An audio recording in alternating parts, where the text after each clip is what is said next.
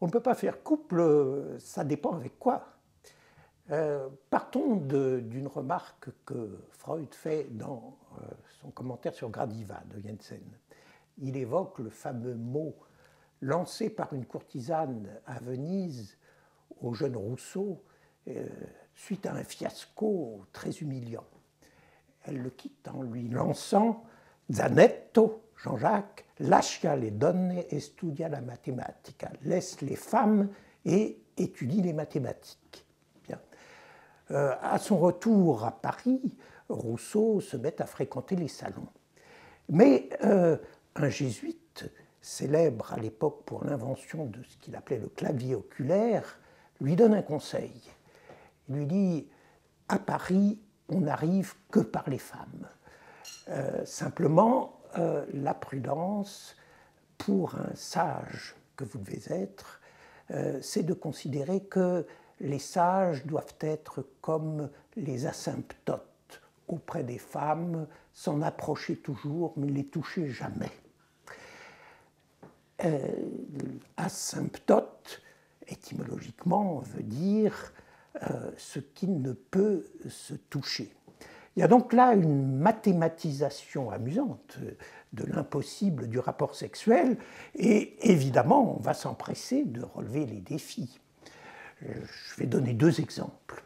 Le premier, on le trouve chez Diderot dans Les bijoux indiscrets, un chapitre, le chapitre 18, qui a été rajouté après. Bon, Les bijoux indiscrets datent de 1736-37, et il ajoute que, il donne ce commentaire dans ce chapitre, il s'agit d'une île dans laquelle les hommes et les femmes sont dotés de bijoux, c'est-à-dire de sexe, de forme cylindrique, de sorte qu'un bijou masculin de forme conique pourra parfaitement s'emboîter avec un bijou de sexe correspondant en vide, etc.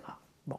À quoi s'ajoute d'ailleurs une variante supplémentaire, ceux qui procèdent au mariage, les prêtres rationalistes et géomètres de cette île de Cyclophile utilisent le thermomètre pour qu'une fille jeune qui a un bijou correspondant à un vieillard qui a un bijou qui va, puisse s'accorder avec lui question température. Donc il y a une géométrisation du rapport sexuel et un calcul thermométrique qui permet des mariages de raison qui marchent formidablement bien. Et puis, un autre exemple, mais on pourrait les multiplier, c'est celui qu'on trouve sous la plume de Madame du Châtelet, qui, à l'époque où elle se trouvait avec Voltaire à Cirey, là dans les mêmes années, 38-39, se trouve amie avec un jeune Italien, Algarotti, qui était un passionné de Newton et qui avait proposé un calcul du rapport amoureux. Je donne la citation de Madame du Châtelet, qui doute un peu de la réalisation de cela. Elle écrit à son ami Maupertuis, autre calculateur des plaisirs. Elle écrit à son ami Maupertuis, il y a chez Algarotti un endroit où il dit que l'amour décroît en raison inverse du carré de l'absence et du cube de la distance, et que, selon la première proposition, un amant qui a été 8 jours sans voir sa maîtresse l'aime 64 fois moins. En fait, Rousseau constate que la mathématisation ne donnera rien et que, bon, il est condamné à une sorte de solitude avec lui-même. Il parle dans les Confessions, c'est un très beau petit passage qui fait énigme. Dans le livre 5 des Confessions, il évoque son incapacité à parler dans les salons où se trouve une femme qu'on courtise, etc. Et il écrit ceci. Dans ces salons, la femme est là qui fait des nœuds. Faire des nœuds, c'est ne rien faire, et il faut tout autant de soins pour amuser une femme qui fait des nœuds que celle qui tient les bras croisés. Faire des nœuds, c'est ne rien faire, évidemment. Lacan nous a montré que c'est faire quelque chose. Bien, mais laissons de côté ce faire des nœuds, et Rousseau dit, moi, si je revenais dans le monde, à ce moment-là, il a quitté le monde, il est dans la solitude, etc., si je revenais dans le monde, eh bien, j'aurais toujours dans ma poche un bilboquet, et j'en jouerais toute la journée pour me dispenser de parler quand je n'ai rien à dire. Substituer à la jouissance du blablabla le jeu muet du bilboquet. Si chacun en faisait autant, les hommes deviendraient moins méchants, leur commerce deviendrait plus sûr et, je pense, plus agréable. Enfin, que les plaisants rient s'ils le veulent, mais je soutiens que la seule morale à portée du présent siècle est la morale du bilboquet.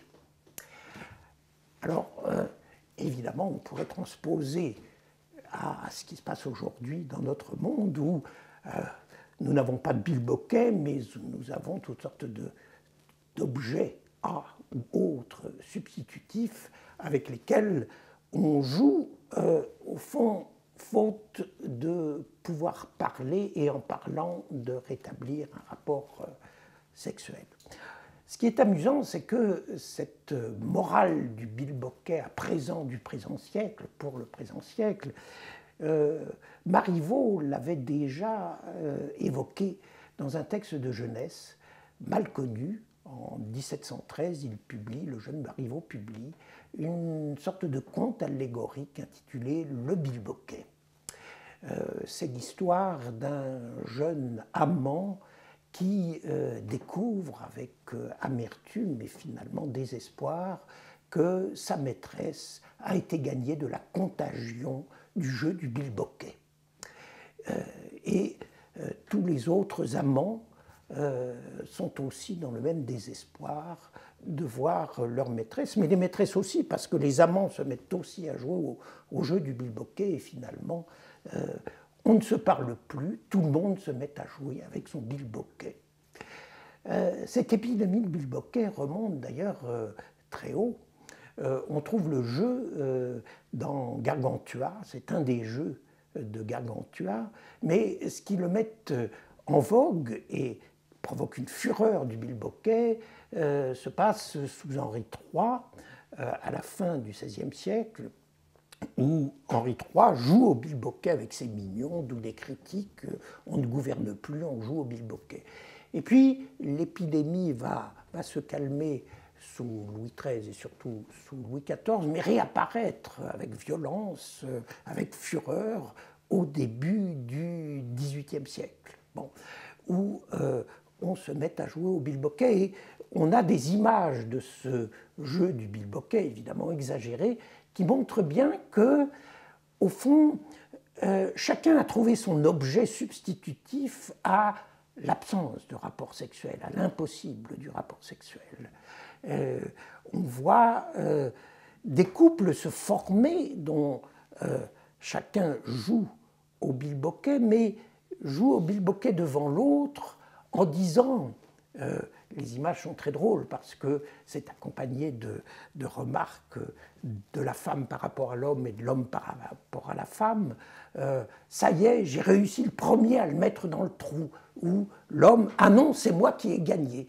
Bref, chacun joue à son jeu du Forda, parce que c'est finalement quelque chose d'assez voisin, avec un objet qui permet bien sûr d'instituer des couples, mais des couples qui fonctionnent au moyen d'un objet tiers, étranger au partenaire, et qui fait qu'on jouit tout seul à deux de cet objet. Morale du bilboquet, finalement, après tout, est-ce que ce n'est pas cette morale-là qui s'est répandue aujourd'hui comme manière de faire en sorte de faire couple tout en y échouant fondamentalement?